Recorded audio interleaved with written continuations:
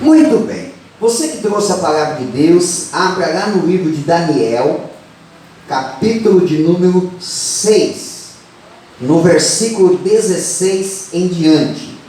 Daniel, capítulo 6, no versículo 16 em diante. Hoje o personagem que nós vamos falar, que tinha o céu aberto sobre a sua vida, é Daniel. Daniel tinha também o céu aberto sobre a sua vida. Amém? Nós vamos ver nesse relato os acontecimentos na vida deste filho de Deus abençoado, desse servo de Deus abençoado. Todo mundo encontrou, gente? Posso ler? Então o rei ordenou que trouxessem a Daniel e o lançassem na cova dos leões. Disse o rei a Daniel: o teu Deus, a quem tu continuamente serves, que ele te livre. Foi trazida uma pedra e foi posta sobre a boca da cova. Selou-a o rei com o seu próprio anel e com o dos seus grandes, para que nada se mudasse a respeito de Daniel. Então o rei se dirigiu para o seu palácio, passou a noite em jejum e não deixou trazer à sua presença instrumentos de música, e fugiu dele o sono. Pela manhã, ao romper do dia, levantou-se o rei e foi com pressa à cova dos leões. Chegando-se ele à cova, chamou por Daniel, com voz triste. Disse o rei a Daniel: Daniel, servo do Deus vivo, dar-se-ia o caso do teu Deus, a quem tu continuamente serves, tenha podido livrar-te dos leões? Então Daniel falou ao rei: ó rei, vive eternamente. O meu Deus enviou o seu anjo e fechou a boca aos leões, para que não me fizessem dano, porque foi achada em mim inocência diante dele. Também contra ti, ó rei, não cometi delito algum. Então o rei se alegrou sobremaneira e mandou tirar a Daniel da cova. Assim foi tirado Daniel da cova, e nenhum dano se achou nele, porque crera no seu Deus. Ordenou o rei, e foram trazidos aqueles homens que tinham acusado a Daniel, e foram lançados na cova dos leões, eles, seus filhos e suas mulheres, e ainda não tinham chegado ao fundo da cova, e já os leões se apoderaram deles e lhes esmigalharam todos os ossos. Amém? Muito bem. Deixa eu fazer um pequeno relato aqui desse acontecimento, para você se situar dentro da história e entender aquilo que eu quero compartilhar com os irmãos nesta noite. Amém? O personagem de hoje chama-se Daniel. Daniel, ele era de fato um homem de Deus. Ele era de fato um servo de Deus. Daniel, ele era temente a Deus. Daniel, tudo que ele fazia debaixo da legalidade espiritual. Ele fazia para agradar a Deus. Ele não fraquejava na sua caminhada. Daniel não era um crente meia boca, que estava para lá e para cá, oscilante. Não. Daniel tinha convicção de fé, e ele era exatamente como esse hino que a pastora cantou. Ele não servia a Deus pelo que Deus é capaz de fazer. Ele servia a Deus pelo que Deus é. Deus é meu Senhor, Ele é o Criador dos céus e da terra, é Ele que pode salvar, e Ele é meu Deus, eu vou servir a Ele. Não é pela possibilidade de ser abençoado. A bênção seria um bônus na vida de Daniel. Então Daniel, ele era de fato um homem de Deus. Grava bem isso no teu coração, que Daniel era de fato um verdadeiro homem de Deus, que temia Deus. Daniel, ele era judeu. Ele foi levado de Jerusalém quando o povo de Israel foi sitiado pelo povo da Babilônia, e muitas pessoas de Israel foram levadas para a Babilônia para trabalhar no palácio, para servir ao rei da Babilônia. E durante o tempo que Daniel esteve lá na Babilônia, passaram-se alguns reis. Semana passada ainda eu ministrei falando a respeito de Sadraque, Mesaque e Abednego, e quem governava naquela época era o rei Nabucodonosor. Depois de Nabucodonosor veio o rei Dário. Então Daniel continuou servindo lá no palácio, trabalhando, prestando o seu trabalho, o seu talento lá no palácio da Babilônia. durante o período que o rei Nabucodonosor esteve lá, e depois no período que o rei Dário esteve lá também governando. Agora, Daniel, ele tinha algo diferente na vida dele, porque toda pessoa que serve a Deus tem algo diferente na vida dela. Toda pessoa que serve a Deus com integridade e de verdade, aonde ela estiver, ela vai se destacar. Seja no emprego, seja quando abre um empreendimento, seja quando a pessoa vai fazer alguma coisa, sempre ela vai se destacar. Se ela serve a Deus de verdade, existe um diferencial na vida dela, e esse diferencial vai destacar aonde essa pessoa estiver. Então Daniel, ele começou a se destacar, ele começou a crescer. E Daniel, ele tinha uma coisa muito, muito importante na vida dele. Ele era um homem leal, mesmo sendo praticamente quase que um escravo na Babilônia, né? Porque eles foram levados cativos para lá. Ele tinha uma lealdade ao rei da Babilônia, porque ele servia ao rei da Babilônia. Então ele era leal, ele fazia as coisas com excelência. Tanto é que ele passou do reinado de Nabucodonosor para o reinado de Dário, porque Dário viu o desempenho dele quando ele servia a Nabucodonosor. Ele viu em Daniel potencial, viu que havia uma diferença. Então Daniel, ele começou a crescer. Então o rei Dário chegou num certo momento do seu reinado. Ele pegou e escolheu 3 pessoas que ele confiava, pessoas leais a ele, e colocou esses 3 camaradas para ajudar a governar o reinado da Babilônia, que nesse momento tinha se estendido muito. Vários povos estavam sujeitos à Babilônia. Então o rei Dário escolheu 3, e um desses 3 era Daniel. Então Daniel, ele começou a ter um destaque muito grande na Babilônia, muito grande. E por conta disso, os demais magistrados, que eram governadores, satrapas, juízes, pessoas nobres do reinado do rei Dário, eles começaram a ficar com inveja de Daniel. Começaram a olhar para Daniel e dizer: não, mas olha como é que ele está crescendo, né? Ele está ocupando um posto que poderia ser nosso. Então vamos derrubar Daniel, vamos puxar o tapete dele, vamos prejudicar ele, vamos fazer ele romper com o rei Dário. E eles ficaram procurando ocasião, procurando motivo, e não encontraram, porque o que Daniel fazia não tinha corrupção, não tinha erro, não tinha suborno, ele era realmente leal ao rei Dário. Eles não encontraram em Daniel nada para poder acusar, nada, mas nem um tiquinho de nada para chegar para o rei Dário e dizer: olha, Daniel, ele não é confiável, olha, Daniel fez isso errado, olha, Daniel foi lá e recebeu 2 espigas de milho de suborno. Não, Daniel, ele era leal, ele era correto de fato. Então, como eles não conseguiram achar nada, eles disseram assim: olha, a única forma de nós prejudicarmos ele é se nós entrarmos no campo da sua fé. Por quê? Porque só tinha uma coisa, que Daniel, ele era mais leal do que ao rei da Babilônia, era ao seu Deus. Então ele era leal ao rei da Babilônia, ao rei Dário, mas ele era mais leal a Deus, ele era mais fiel. Então Daniel jamais passaria por cima dos princípios bíblicos. Daniel jamais pisaria em cima de um princípio espiritual com relação às coisas de Deus. Então os adversários, os inimigos de Daniel perceberam isso, disseram: não, se nós queremos pegar Daniel, tem que ser com relação à sua fé. Então um deles teve uma ideia. Então veja bem, ouça bem para você entender.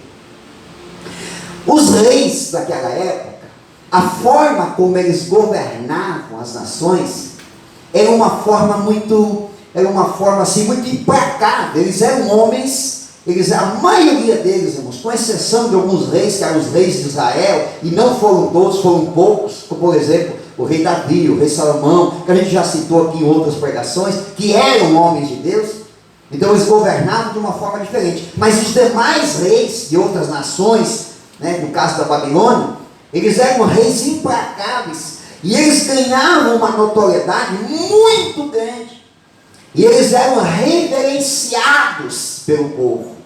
O povo tinha eles como um Deus, e era assim que eles se posicionavam. Então quando eles começavam a ter muito poder, havia assim uma questão cultural, que o que daria muito respaldo para eles e faria com que o povo se sujeitasse a eles completamente, é se eles tivessem uma posição de Deus.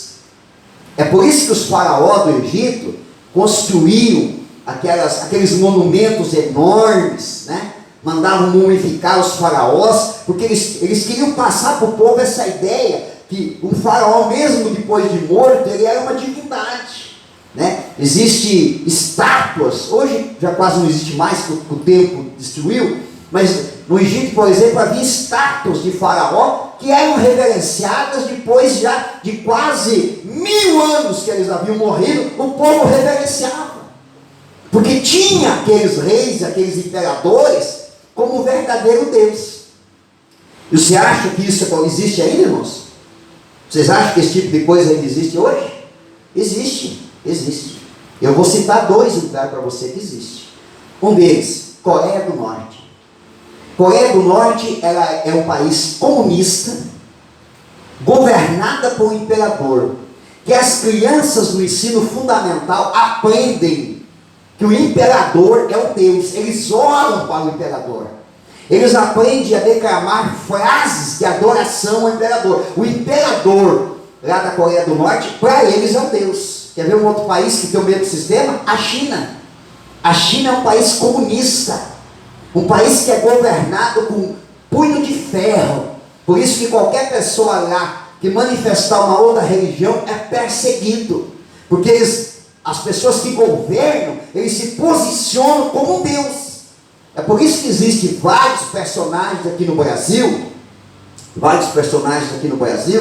pessoas de renome aqui no Brasil, que têm um entendimento sobre o sistema de governo dos países, que bate muito forte contra o comunismo.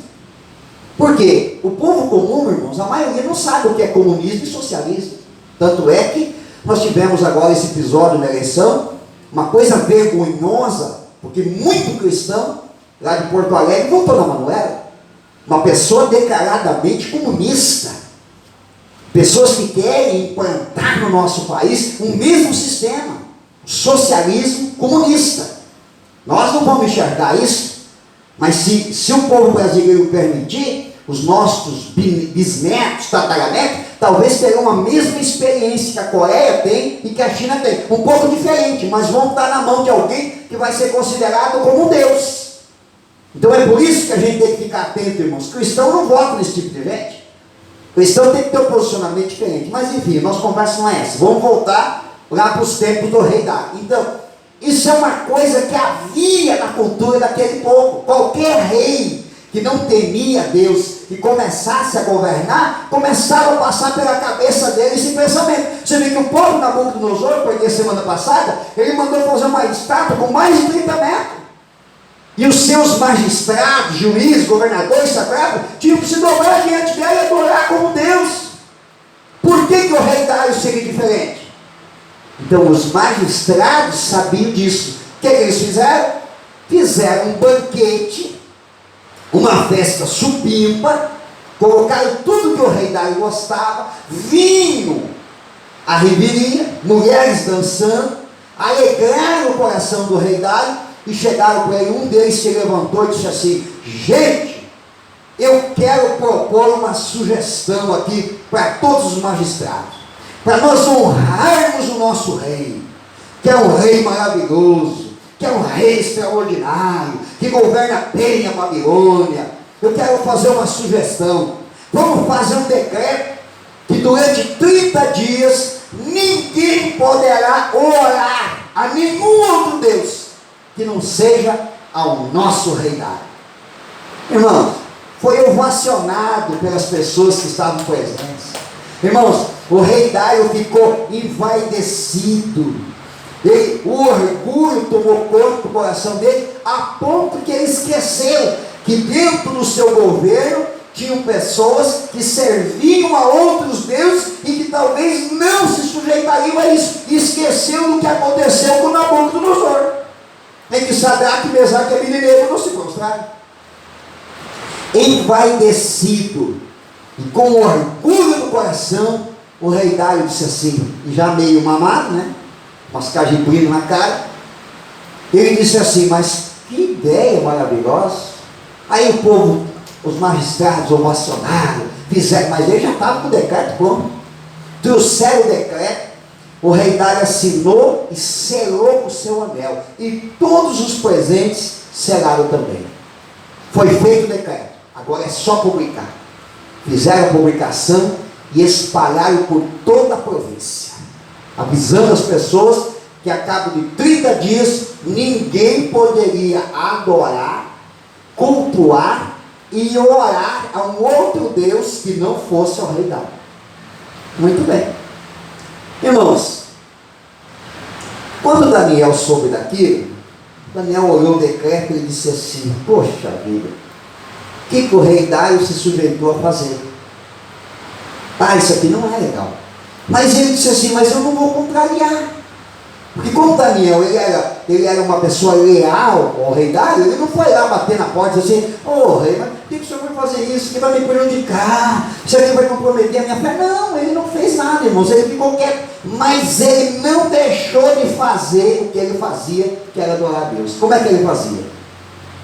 Todos os dias, 3 vezes por dia, ele abria a janela da sua casa em direção a Jerusalém, colocava o seu tapete de oração, dobrava o seu joelho e orava ao Deus vivo que criou os céus e a terra. Os adversários de Daniel ficaram na espreita esperando, arrumaram umas testemunhas, ficaram ali só no cutuca cuidando.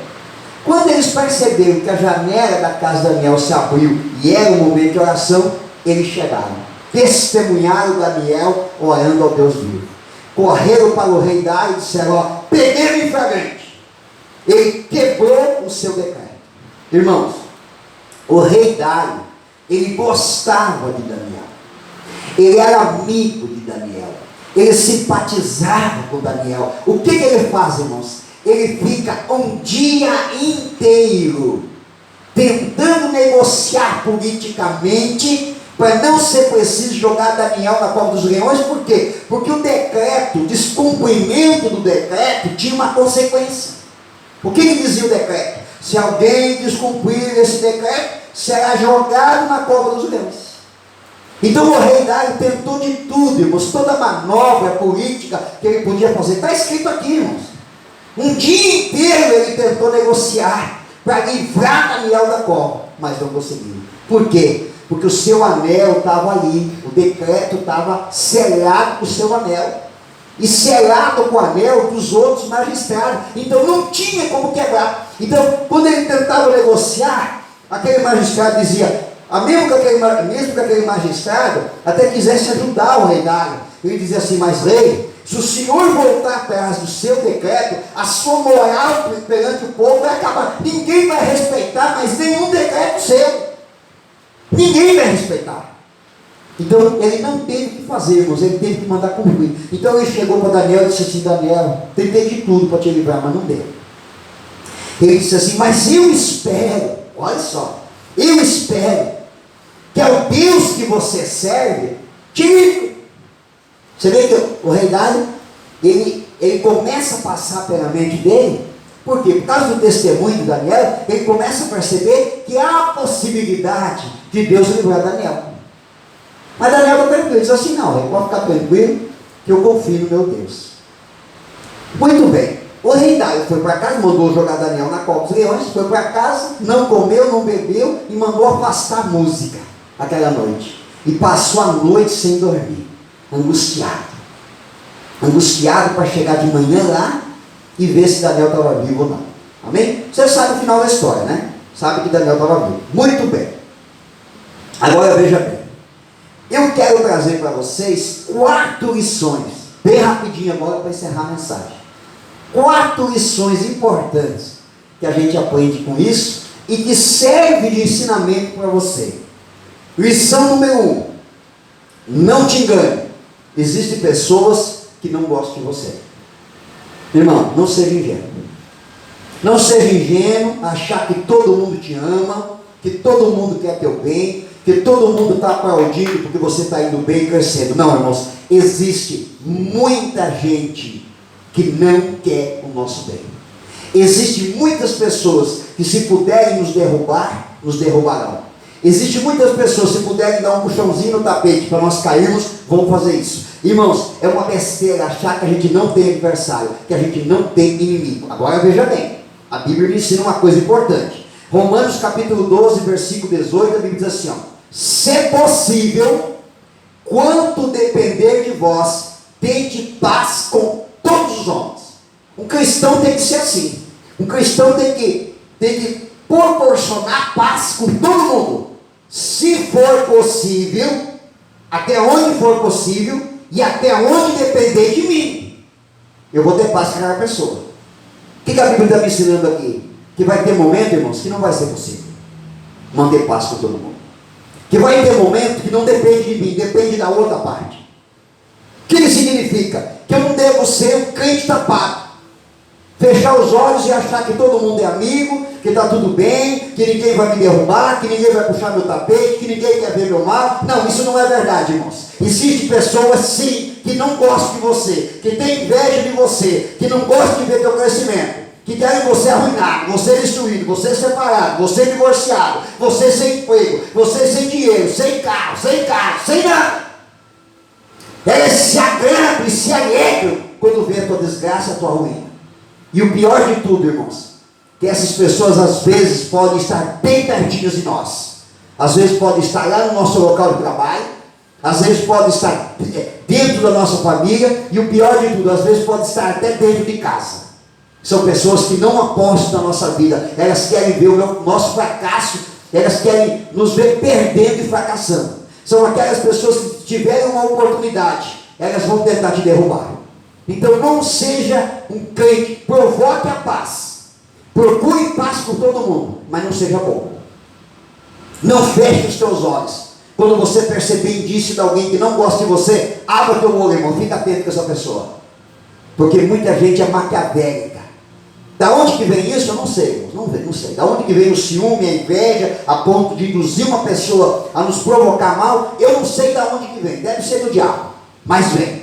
E nós temos que estar atentos com relação a isso. É por isso que eu sempre digo assim, irmãos, não é qualquer pessoa que você bota dentro da tua casa. Não é qualquer pessoa. Não é qualquer um que você abre a porta da tua vida, que você fala dos teus projetos, que você fala dos teus sonhos. Você tem que ficar atento com relação a isso. Amém? Lição número 2. Lutas farão parte da nossa história. Não se engane, irmão, achar que a tua vida sempre vai ser um mar de rosa. Não, lutas fazem parte da nossa história. Não tem como ser uma pessoa que vai escrever uma história vitoriosa sem passar em um período da nossa vida com algum tipo de luta. Vai termos. Se até esses camaradas que eu estou falando aqui da Bíblia, homens de Deus, de verdade, integridade com Deus, eles passavam por momentos de luta. Por que nós não vamos passar? Nós vamos passar. Irmãos, Deus, ele não vai impedir a luta, ele vai te livrar dentro da luta. Quando os discípulos de Jesus estavam no barco e deu a tempestade, Jesus não mandou acalmar a tempestade para depois aparecer, não. Ele surgiu do meio da tempestade. Se você está vivendo um tempo de luta, saiba que Deus está no meio dela. Ele está ali para te guardar, te proteger. Mas a luta faz parte, irmão. Nós vamos ter que enfrentar. Tem crente que desanima da fé porque está passando um tempo de luta. Mas aí é que não é para desanimar. Aí é para você pegar firme. Aí é que tem que continuar firme. Porque não é saindo da igreja que vai acabar a luta. A luta vai existir. Com igreja, sem igreja, com pastor, sem pastor, com irmão, sem irmão, na célula ou fora da célula, sendo crente, não sendo crente, sendo fiel, não sendo fiel. A luta vai existir do mesmo jeito. A diferença é que se eu permaneço em Deus, eu tenho certeza da vitória. Amém? Terceira lição que a gente aprende aqui nesse texto: não se decepcione com os amigos. Irmão, eu falei que existe muita gente querendo teu mal. É verdade ou não é? É. Mas, irmãos, existe muito mais pessoas, e algumas delas que a gente nem percebe, que quer o nosso bem, que nos amam, que se preocupem conosco, que se você ligar para elas no teu momento de choro, elas vão chorar também. que se você procurar elas naqueles dias que você perde o sono na madrugada, elas vão passar a noite em claro, preocupado e orando por você. Existem pessoas, irmãos, pessoas que, se for preciso, elas tiram o casaco, a camisa para te proteger. Existem pessoas, irmãos, perto de você, que se for preciso, você precisar de um rim, elas tiram o rim e te dão. Elas dão um rim para você. Se precisar, elas fazem isso. Tem gente que, se fosse possível, pegaria um pouquinho da tua dor e dizer: não, vem cá, eu quero sentir um pouco da tua dor para te aliviar um pouquinho. Eu vou sofrer um pouquinho no teu lugar. Você sabe disso, tem gente que faria por você. A gente tem irmãos, familiares, amigos, às vezes que nem são crentes, nem são da família, mas são amigos que nos amam tanto, que se preocupam conosco, que se importam conosco, que quando vê você, o semblante meio caído, assim, meio triste, liga para você e diz: como é que tu está? Tu está bem?